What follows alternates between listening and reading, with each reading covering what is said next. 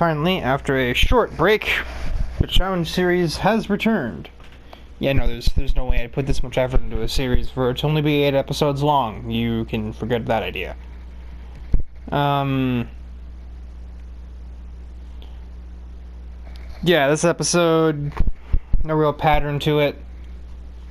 There isn't really any pattern to any particular race or episode until the episode 12, when we reach the quarterly final, or quarterly championship. So until then, things aren't going to be super organized. I mean, obviously going to be organized races. It's just the matter that, there's no particular event or championships until then. I'm tired of getting near or over the episode time limits, so let's just head into the first race and forego talking. Alright, we are here for the first race of the episode. It's the Lake Mejor East Circuit. And the main sort of development, as you can kind of see, this is an unfamiliar vehicle, I'm sure. We'll get to that in a second. Actually, we'll get to that on the next lap, because there's 2 other new vehicles debuting in this event. Their names are not on screen yet. This episode brings forth the reorganization of the category system. Before it was 575, 625, 675, 725, 750. But the imbalance of the number of cars per category, we've reworked that to a pretty significant extent. Now the new categories are 600, 640, 675, and 730. All the 725s and 750s have sort of merged to become the 730 category. There are no cars from 575 that didn't also apply to 600. They were all kind of nerfed a little bit to even run in that. And some cars that were formerly in 625 could choose to upgrade their vehicle and run 640, or downgrade them and run in 600. Now, there's still a very terrible balance, as 675 has nearly 40% of the entire... No. It has nearly a third, about 30% rather, of the series' entire street car count. I believe it's 38 cars in 675 out of the 110 in play. But now, there's, I think, like 20 600 cars as opposed to 12 575s. And instead of 2 smaller categories at the top, it's now one big 26 car category at the very top of the division. So, as we get on to the racing, and pray to God that didn't just cause me to run over the episode length limit. And as I forget how to use the replay cameras because I have not recorded an episode in a few days. 3 wide with Scott Webber and Mulsanne. Webber gets mugged. And the 208 driver outdrags the A110, looks for a pass on the EK Civic as well. About gets it stopped, basically runs the high lane, but preserves enough momentum to make the move on the Civic anyway. And the reason why I'm holding out on explaining to you who this is, we definitely know who it is. I definitely do. And it's not like the Brian Ice case where we couldn't figure out who he was because he caused the system software to crash just by existing. He gets ahead of both Hernandez as well as my dad. Yeah, so this is a 600 category race. If you couldn't ascertain that from why I brought it up, this race runs in the 600 category, which has now been, reorganized to fit a 20-car grid.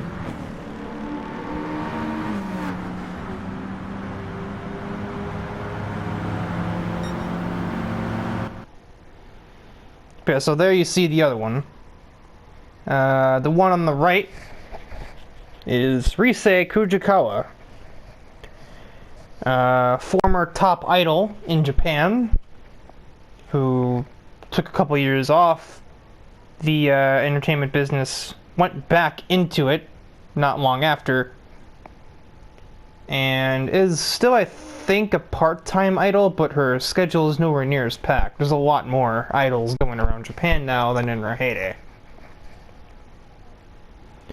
So she has time for the challenge series. And before you ask, no. Despite sharing the last name Kujukawa, she's not related to Sayori at all. And Sayori was kind of, or Reese was kind of offended the idea that anybody would kind of toss that idea around that they were. So, just don't bring it up. And as I continue to drop my TV remote, we have the other debuting driver here in their very uniquely designed S13 Sylvia. This is Kazuma Hanamura, a die-hard Sega fan, if you couldn't tell by their vehicle. Ironic since, they're being passed by a car with Sega on it. And also, yeah, for anyone that's not aware, Reese Kujukawa is actually just a Persona character. Persona 4, though, not 5. Not the one that everybody knows. The one that has a fighting game spin-off. Kazuma Hanamura is a die-hard fan of Sega games, anything Sega related, Yakuza, Persona, Sonic, Outrun, Crazy Taxi, Jet Set Radio, the works. If Sega made it, then he's probably played it. Obviously Daytona USA, that's why his car looks the way that it does. And as much as I absolutely adore the Hornet car, seeing it with a mere 215 horsepower is just kind of weird, As Reese is, both of them making their debut here.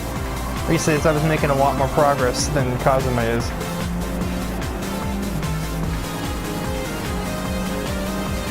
Already near the top 5. But yeah, so it's kind of insane to think now. Just absolutely embarrasses Haneo there through that corner. There are 11 either current or former pop idols in the challenge series now. Because obviously we have the 9 members of Muse, and then Barbara, and now Reese. All pop idols. What is it with racing that seems to draw them into it? You wouldn't think there's any real connection there. It's singing, it's dancing. Yeah, physical fitness helps with racing, but there's not really any sort of connection as a hobby, When I think of things related to being an idol, I would just think song and dance. Speaking of idol, one of them just took the lead. There's a bizarre difference in horsepower going on here.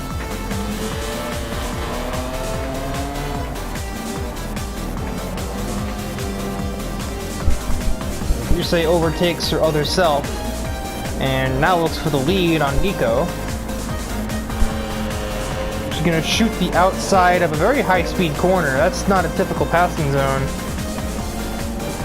Nico brakes just late enough. She'll hang on for now, but I think that Peugeot probably got a better run out of the turn. Marginally, is it enough? Reese, I think so. And down the inside at that corner, no corner numbers, probably like 5, and we have a new leader again. The second lead change in about a 60-second time span.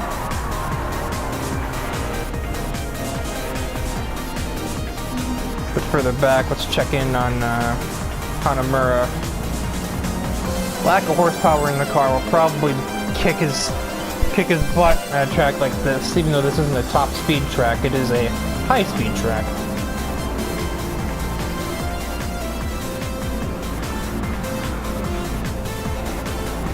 Too wide with Vitalis through the S's, but the Delta just has a bit better drive out. Vitalis turned defense into offense. Instead of defending from Hanamura, finds himself passing my dad.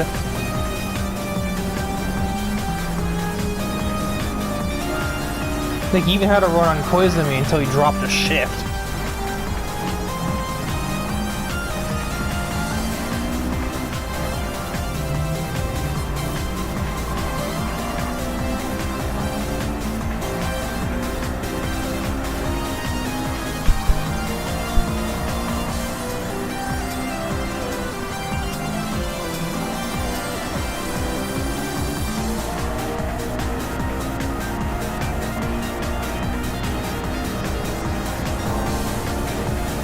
Person might have a run on the golf, decides to not go for it. Meanwhile, these two definitely know each other. They're battling for fourth. Natsuki will pull ahead with ease, having superior power figures over the Mini. I believe Sayori's Mini has the lowest power figure in the category. I think she's only sitting about 197 in the Mini. The next lowest, I'm pretty sure, is Hanamura's own 215. But I believe all 237 of Rise's will do the job here. She'll win in her debut here at Lago Lake. I say Lake Mejor because that's what it says there. And Lago is just lake in that language. So, last the first challenge completed, and message delivered from the Peugeot driver.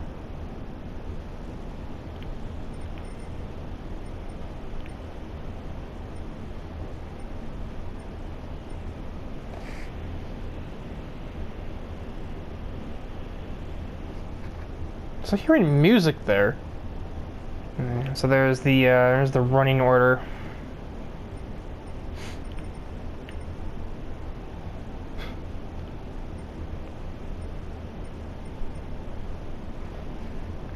The top half of the field is 6 women and 2 guys.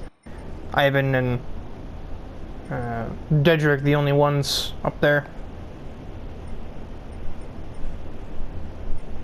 Wow, that's kind of funny.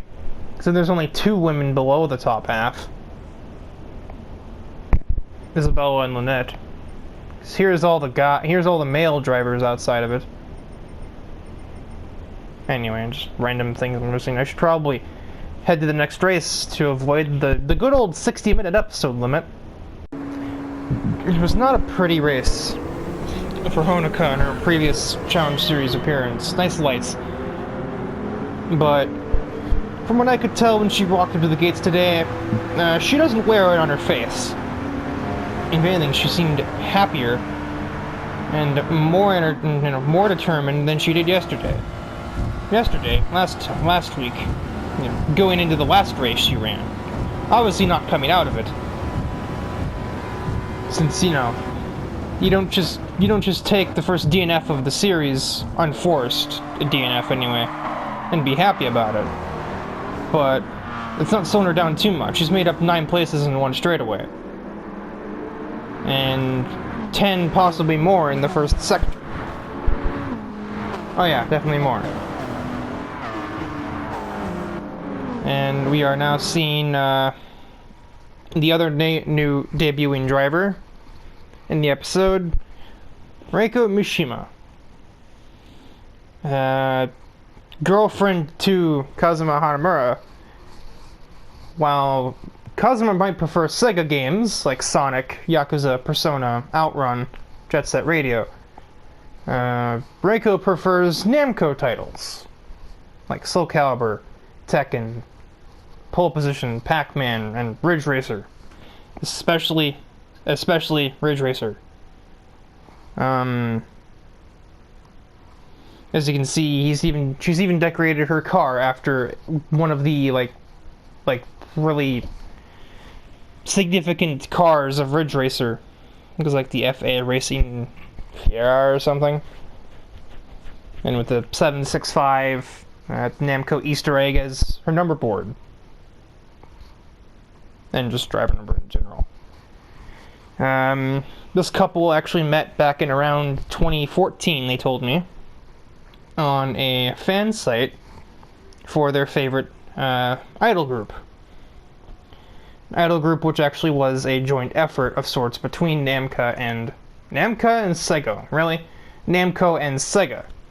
Sure enough, that group was Muse. Which, that is actually true, by the way. It's not just me talking on my behind. Namco owns Love Live, but they usually enlist Sega to do a lot of promotional work for it. Both the anime and for some of their actual concerts as well. There was actually like a promotion Sega did in 2014 with a bunch of Sonic-themed Muse merchandise. It was quite interesting and almost surreal to see that was official merchandise. Just like there's Muse meets the Powerpuff Girls plushies out there somewhere. You'd think that'd be made for me, but it's not. And I can't find it.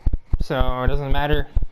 But yeah, as you can imagine, it's quite an eye-opening experience for them to end up accidentally meeting Muse at the Challenge Series when they just came here because they just started liking racing, growing up on games like the Ridge Racer and the Pole Position, Outrun, Crazy Taxi, Sonic's various kart racing spin-offs, and the list goes on.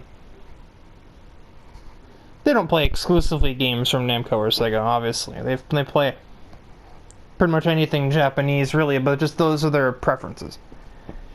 I mean, but like, yeah, heck, there's like, I think 6 of the Love Live idols, or the Muse girls in this race, because there's Maki, Rin, Honoka, Haneo, Ellie, and Nico. So, yeah. And this race is obviously taking place in the newly formed 640 category, just like the last one was in the 600. And I dropped my controller.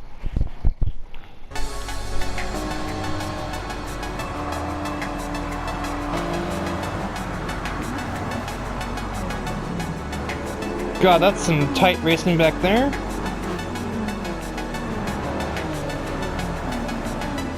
Now, from what I have been told by a few people, as Tonica just absolutely embarrasses Cascat through like a corner that's hardly even a slowdown area. I can use left analog stick for that now. I don't think you could do that before. She wants a move on Nico. She will not have it. I also did definitely see that slide just there.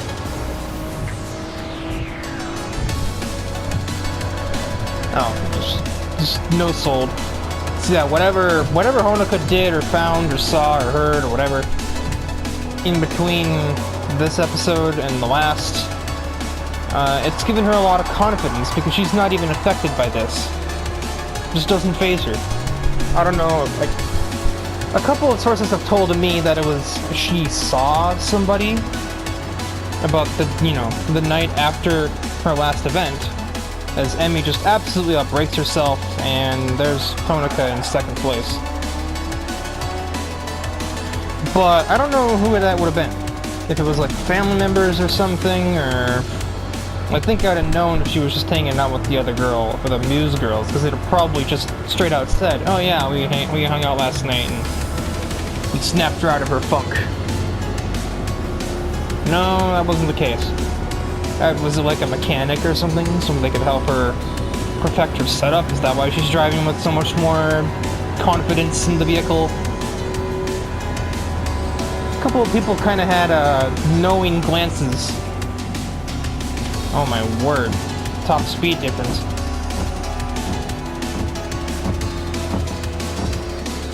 $170 in the 640 category, that's crazy.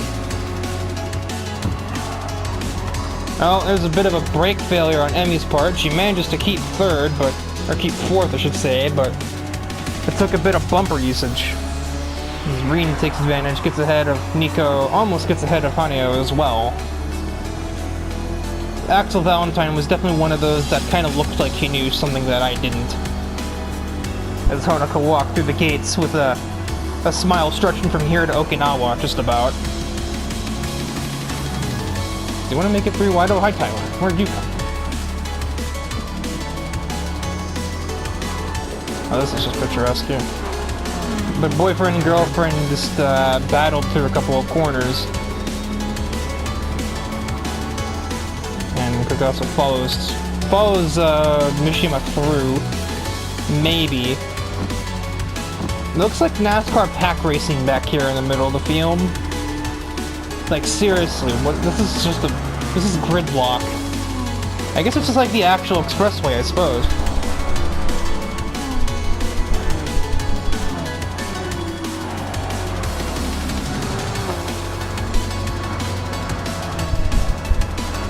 And also,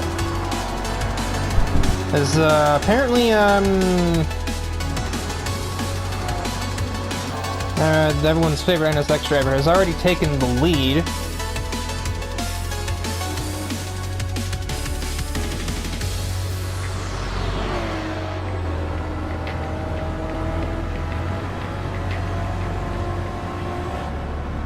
Oh wow. Just zero fear. She even like held her lane and everything. Just embarrasses the Ford driver.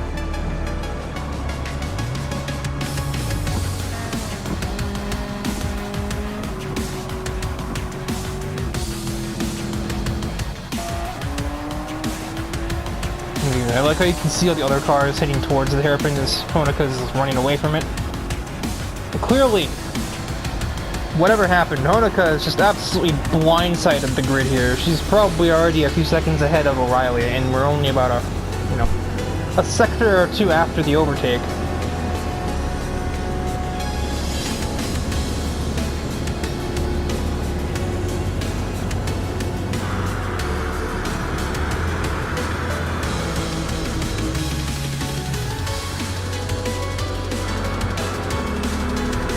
Valentine snuck his way to 5th.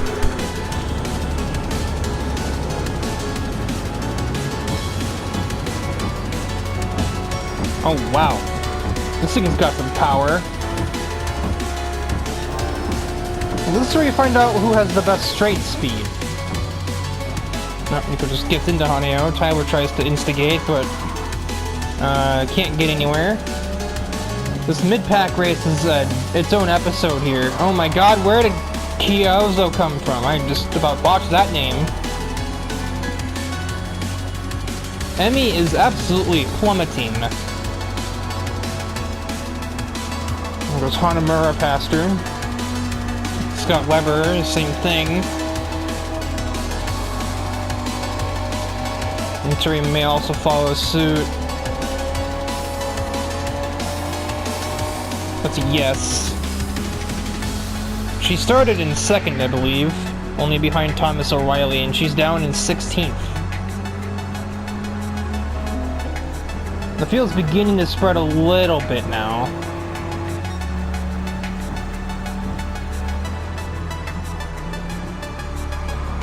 Ty is up to 7th. I think he started in the bottom 5 on the grid, so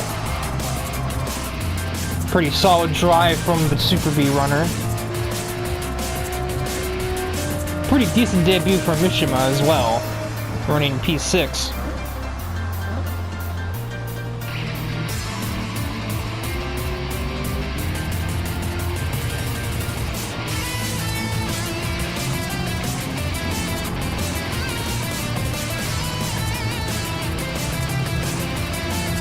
No, Irene screeches ahead of Ellie with zero effort.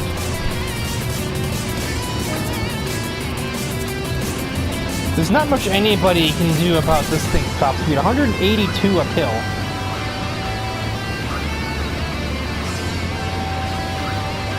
Yeah, Axel Valentine seemed to know something I didn't. Oh my god! Well, except for this thing could do something about it if Reiko were closer.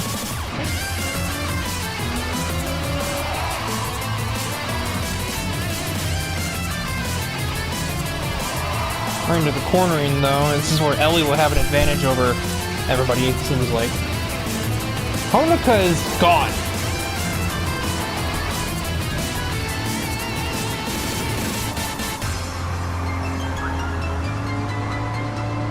She is just a machine right now.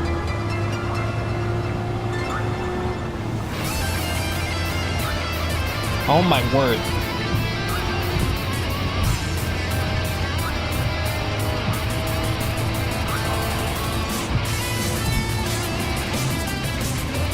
You wouldn't think she just had a DNF in the last appearance.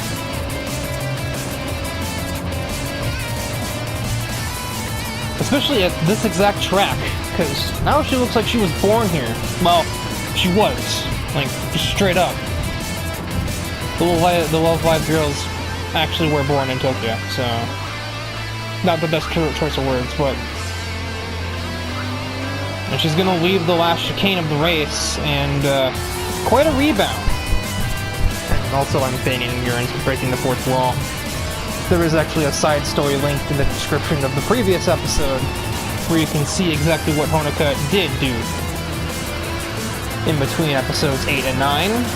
But right now, she's taken an absolutely commanding victory here at Tokyo Expressway.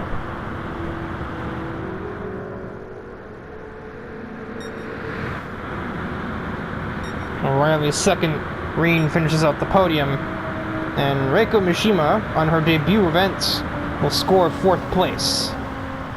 With more time, I am not so doubtful she probably could have had a podium, too. Nishikino actually came back to 6th from like 18th on the grid, too.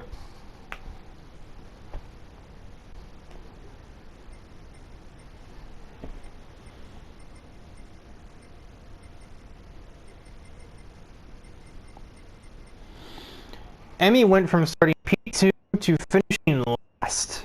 That is just sad right there. It's just a power thing. I think the Integra is the lowest horsepower in this race. Combined with front-wheel drive makes it something of a chore to drive. She may have also gotten batted around a little bit while she was being trained on by everybody. That's context. Just cut the recording for something stupid. Well, they do say the definition of fan service is being aware of your audience and giving them what they want to see, and it'd be hard to define this as anything else. Gina, what do you do? Okay. I don't really understand her at the best of times. Oh, huge snap for the Mustang. Too wide between the Mustang drivers. O'Reilly and Thrasher have had a long-standing rivalry in the Challenge Series. Friendly one, but a rivalry. As the two quintessential Mustang guys. Uh-oh. Ooh, well... This was supposed to be the race that Thomas O'Reilly debuted that's GT350, but I think he might have just totaled it with that crash there. That's not a cheap crash.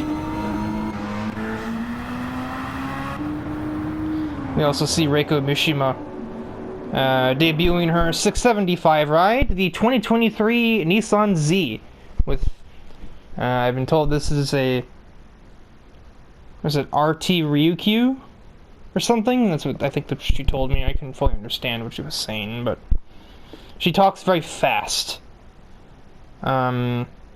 This car, this Z, it's something Ridge Racer 64 or something or other. Yeah. I need the race info on the screen. I am a dunce. You have a few guest appearances here, but, this is basically just a race full of Thrasher's own characters here at Laguna Seca. Because where else would that be? There's guys like Gemini and Tyler and, the debuting Mishima. But then we have, yeah. Thrasher's dragged another one of his crew into the Challenge Series. 2, in fact. John Garrison and Francesca, I think it's Francesca Fidanzi. The former in a Gen 2 Corvette, the latter in this Testarossa. No better shot, huh? No, clearly not. There we go.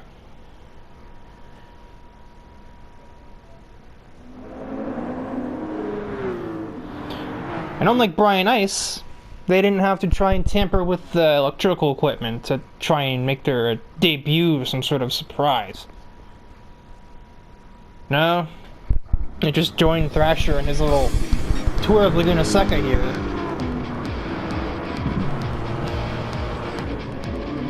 Hikaru is also here because of association to Michiko and Akira.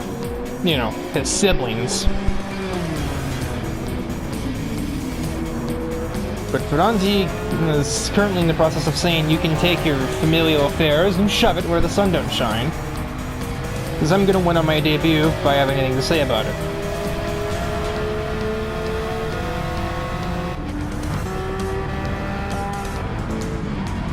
She's kind of accelerating like a pansy though. There was definitely plenty of opportunity to pass the R33 there. Shift! She just doesn't feel like it, I guess.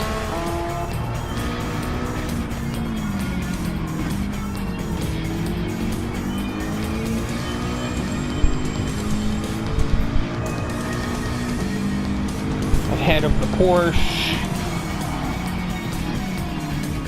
And Fudanzi does take the lead through the corkscrew.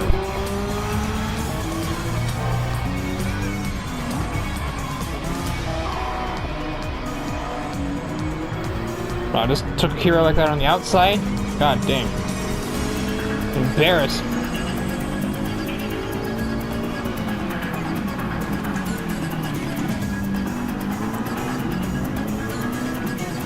Fudanzi may have led one lap on your debut here, but I don't think you're going to be leading for too long. Thrasher basically lives here, and he basically lives in this car, no less. Down the inside for the Mustang. She's pretty bold on the brakes there, doesn't quite make the move.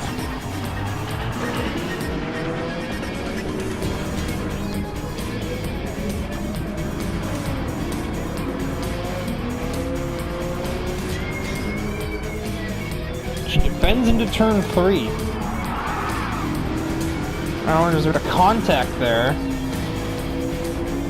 Probably that defensive move put Francesca way offline. Very loose for the Testarossa. They're going to be too wide through the kink? Oh, no. I think she broke early. She has conceded the lead to Thrasher. Just past the halfway mark of the event.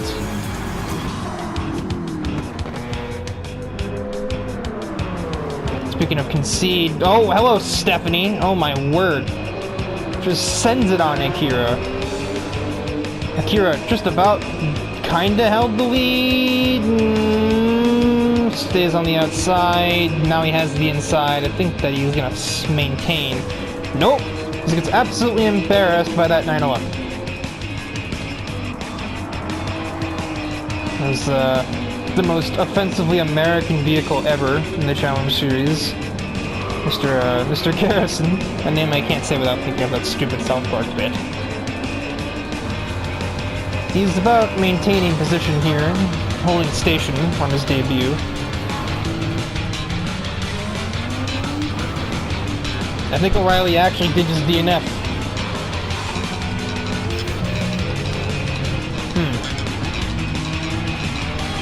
I wonder if maybe we're getting another Akira thing going on. Maybe this thing's been tampered with.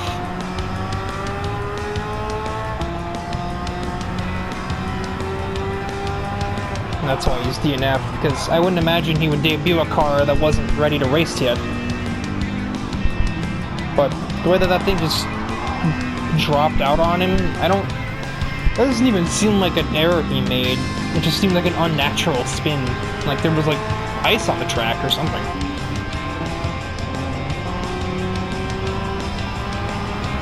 Akira has overtaken his brother, but I don't think he'll have the time to get anywhere near Stephanie. There's a yellow flag.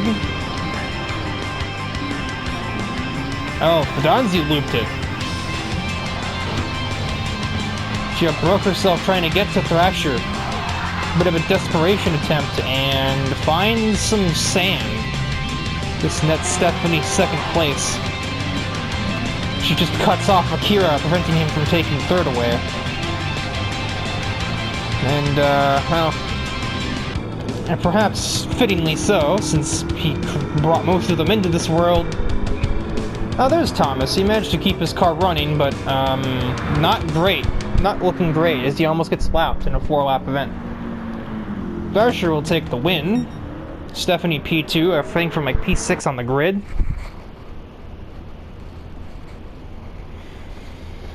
And not the greatest debut for, well, not the best debut for Thomas O'Reilly's car. Mishima didn't really do much either with her 675 competitor. Fidanzi, not a bad first impression, but definitely could have been better.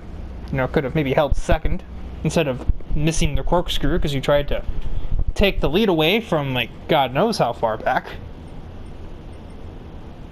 But yeah, on to the final standard race of the episode. We've arrived at the penultimate race of the episode, and we do have a debuting vehicle, as well as the race. This is the first 730 category race, and Travis Wilde has decided that now is a good time to debut his 911 GT1 Street version, or Strassen version, I guess. Not very well lit here at Dragon Trail, that's for sure. Tablet is being a pain in the butt. It won't charge. Whoa. Yeah, so, Travis Wilde takes a unique approach to his choice in Porsche here, especially considering I know darn well there's at least one other Porsche that could probably run in this category, but he chooses this one, committing fully to a low power output but cornering-oriented car. Some of the aero bits intact. And just being a purpose-built race car that also just happens to be from over 2 decades ago.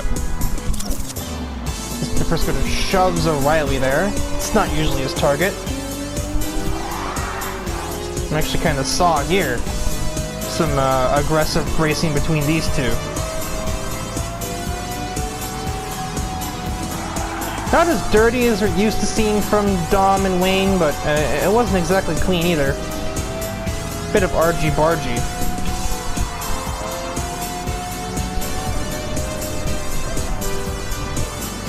And Dom attempting to outbrake Hansen in some sort of display of dominance sent him into the back of the Cobra.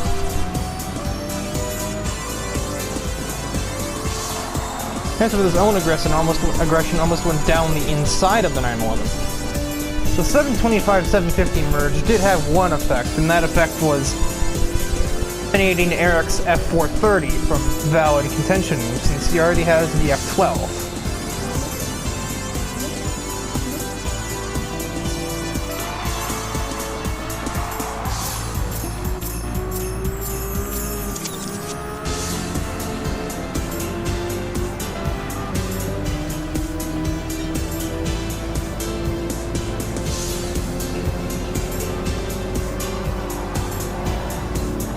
There's that downforce benefit coming into play, as he's able to take that flat when nobody else is.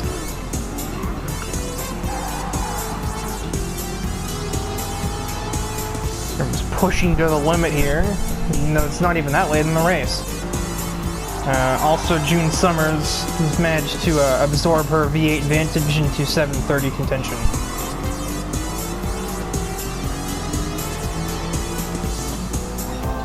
Formerly a 675, but she made a few more upgrades to it and got it here.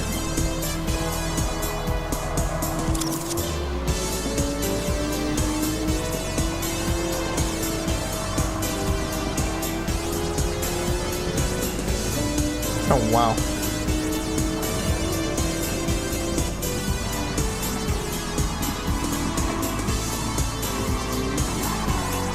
Wolf getting a little bit physical. Honoka using some of that momentum from the Tokyo Expressway race earlier, carrying some of that over here as well into the 730 event.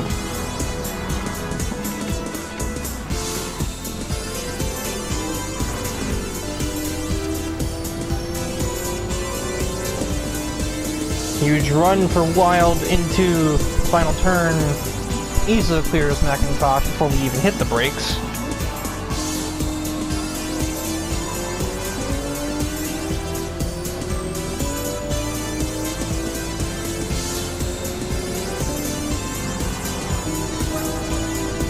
the lower power output of the 911 GT1 seems to be less significant, especially when you can just exit the corners at such a higher speed due to having more cornering.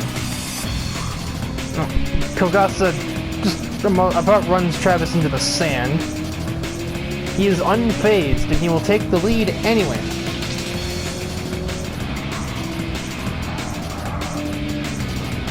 And then promptly proceeds to almost crash.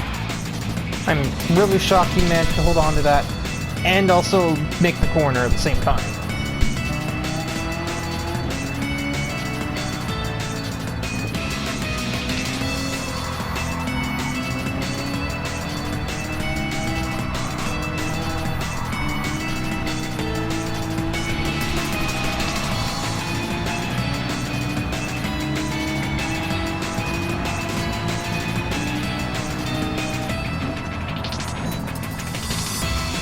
Kogasa is starting to lose some of her pace. Honoka takes advantage. Whoa!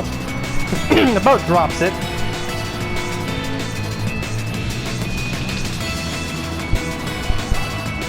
Tyler enters the frame. Bit of a train going on here.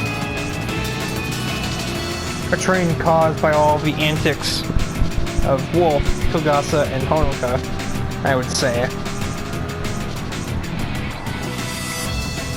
Tyler just sends it in there on Kogasa. Bit of a late, almost indecisive send, but the position is his. But also gets listed at the last corner. Kogasa gets a better exit. Oh, here comes Brian. Never mind. That's put Kogasa's plans on ice. Pun not intended.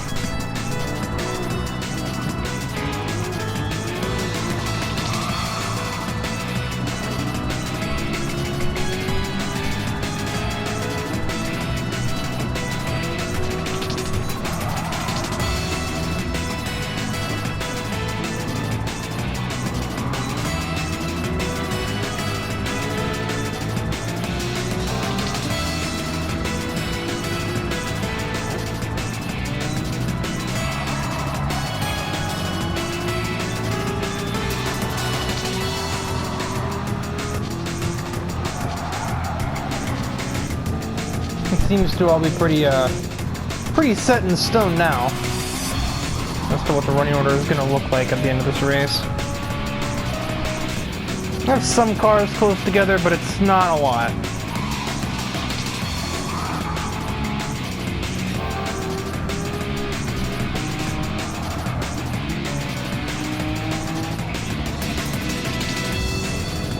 Oh. Travis seems to have adapted to the 911 GT1 pretty darn well. He's going to hit up the last turn.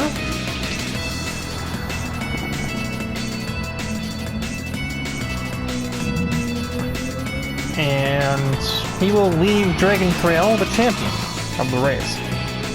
Anyway, not overall, there's no championship. I think this was actually Dragon Trail's first appearance in the series. It took 9 episodes for like the definitive Gran Turismo track for PS4 to be used in the series. It was a very close race, ironically. I think almost everybody crossed the line before I cut off the race. And now, I guess we shall just move into the Potluck Race, because I know I spent a lot of time talking in the last 2 races.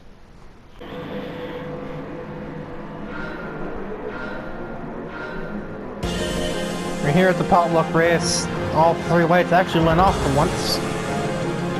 That's a very fast overtake. And yeah, it's camera focuses on Kotori Minami in this episode, or this race, in her 8C.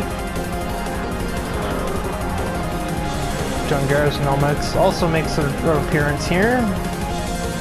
He gets 2 debuts in the same episode. Wow. Okay.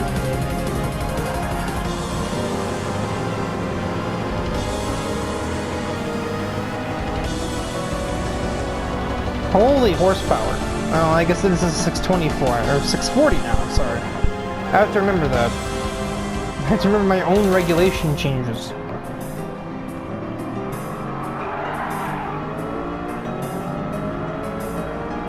Big slide.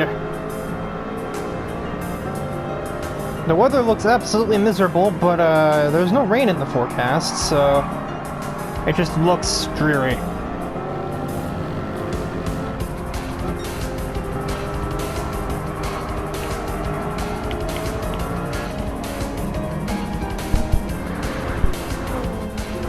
Zoom button.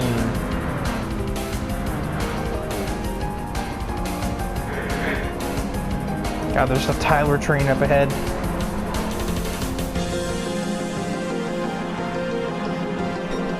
Oh my word, Bert Wheeler is gone. What the heck?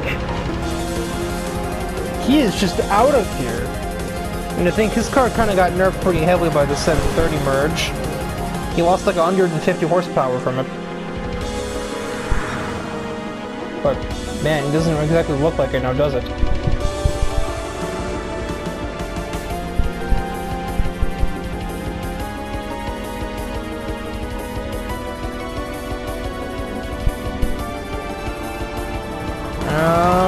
Almost missed the corner there for both of them.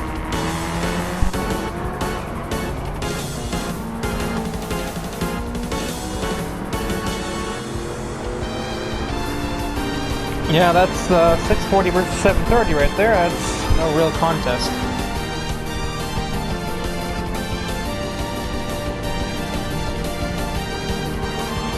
Oh, just gave McIntosh a nudge through turn 4. Another nudge. Unless you're just trying to push him ahead of Narashi. I don't know. Probably not.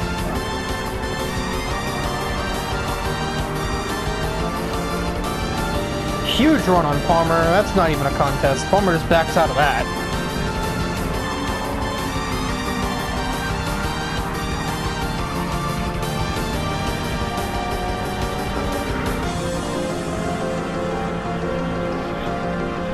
She's now catching two 730 cars in a 640, courtesy of Otto Puskinen holding up the line.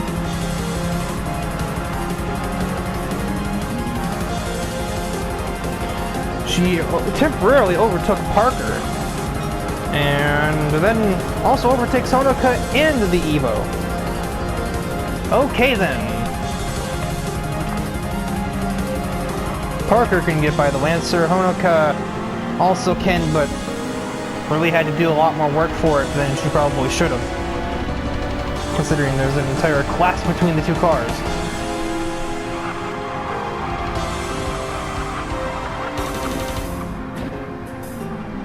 Oh, there's a nudge to the back of Parker. Sends him a little ways off the track. And she's basically just given Johnny Parker the bump and run maneuver. As a NASCAR fan, I'm sure Parker is more than familiar with the concept. But I also know he's really passive and he doesn't think to reciprocate.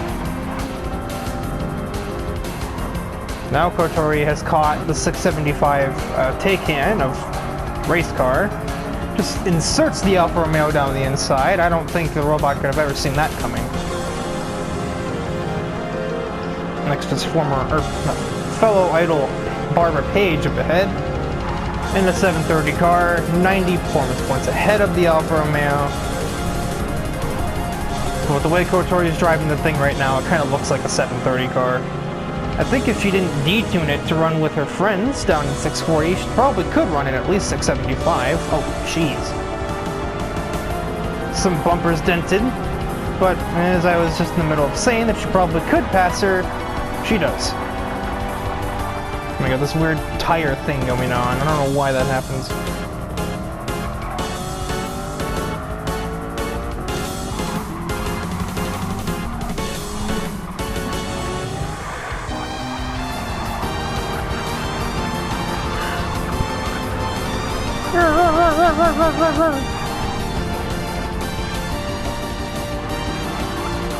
Brian Ice is quite a ways up the road, and obviously has a far superior vehicle. I'd be kind of surprised, even with as fast as she's driving it, if Kotori would be able to catch either of them. Definitely not catching Bert Wheeler. He is out of here. He's basically halfway to the next race. I don't think it'll be long. You'll probably be lapping poor Taylor back here in her 500. Nico versus Mulsanne for 18th place. I didn't even think any battle would be going on back here. Usually the bottom tier cars settle themselves out pretty quickly. But no, we're gonna actually have some contest here.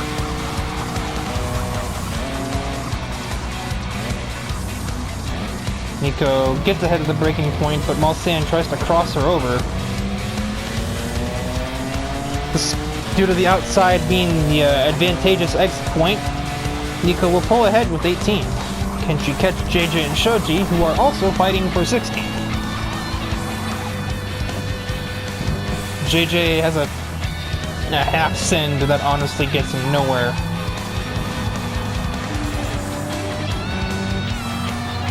Oh my god, the horsepower difference. You got like a GT1 battle going on here. Gran Turismo 1, that is. RX-7, Evo, C2 Corvette. Looks like GT2 here. Parker and Honoka have now finally overtaken the Taycan.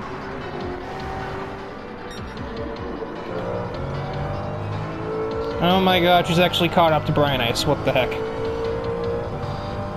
No way! I can't believe this!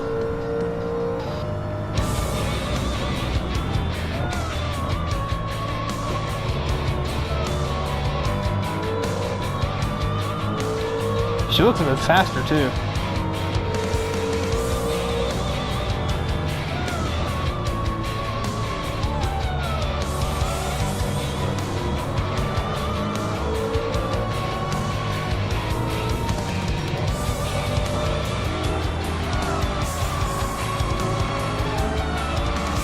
She just took him on the outside. Dude, you're 2 categories ahead of her. What? So are Parker and Honoka, but that's beside the point. Oh, he must have heard me. Just shoves Kotori off the track. Oh, no. Deja vu. She's just been in this place before. Nice save. Holy crap. Brian Ice, well, use less than honest means to reclaim 2nd place. Honestly, she never lost it in the first place, wise guy, but, you know, whatever works. Guess who's back? Meanwhile, nothing back here developing. I don't think Garrison's gonna make that move stick, not from here.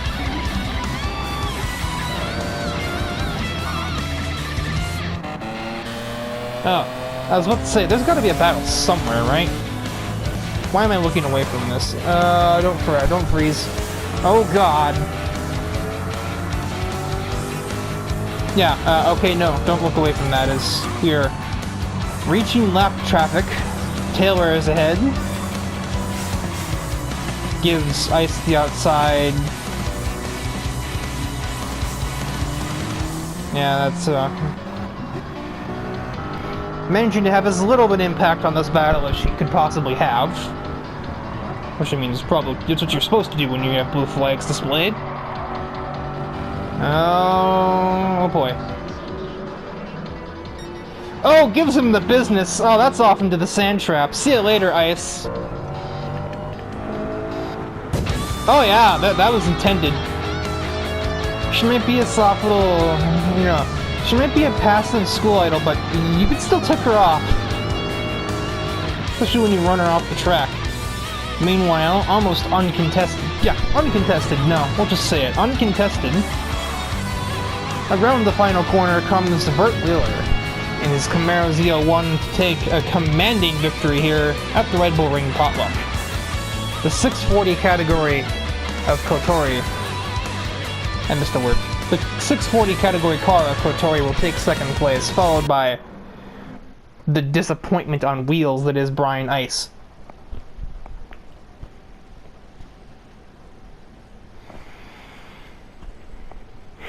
I didn't know she had it in her, I'm gonna be honest. I could imagine that from Nico, obviously, or maybe a Maki, but Kotori is so passive and friendly and compassionate and just...